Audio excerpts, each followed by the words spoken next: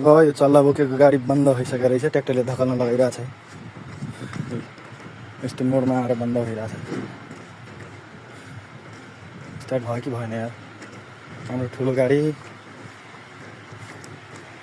छिर्दैन। यस्तै ठाउँमा आएर गाडी बिग्रिन्छ। ढुङ्गा पनि कति ठुल्ठुला खस्या यार। बाप रे बाप।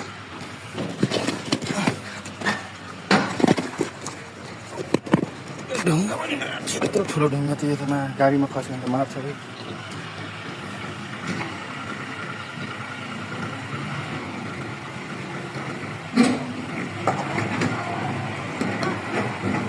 हान्यो हान्नु ब्याक गियरमा हान्नु। ब्याक गियरमा अब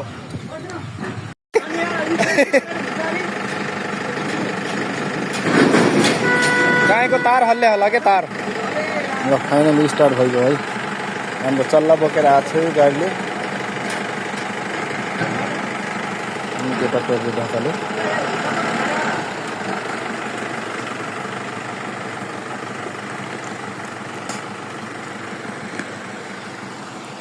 अब के गरिरहेछ नि त फेरि मेरो।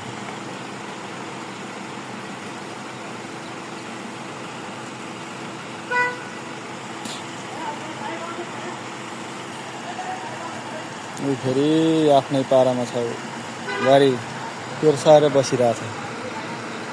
मेरो अहिले त्यहाँ साँगुरो ठाउँमा छ। अहिले त्यहाँ फेरि गाडी अहिले त्यहाँ निस्किएन भने अनि उतातिरबाट आयो भने अनि फेरि जाममा पर्ला।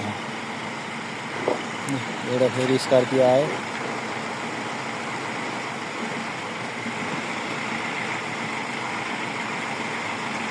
के गर्छन् ट्र्याक्टर अहिले यहीँ छ। अहिले फेरि गयो भने अनि स्टार्ट भएन भने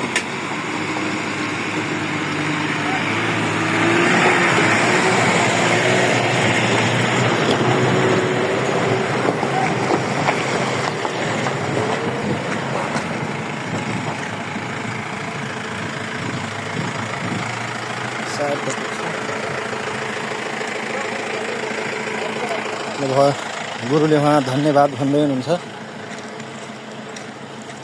ठिक छ। मेरो गाडी चाहिँ उतैतिर छ। अब यो चल्ला बोकेको गाडी है।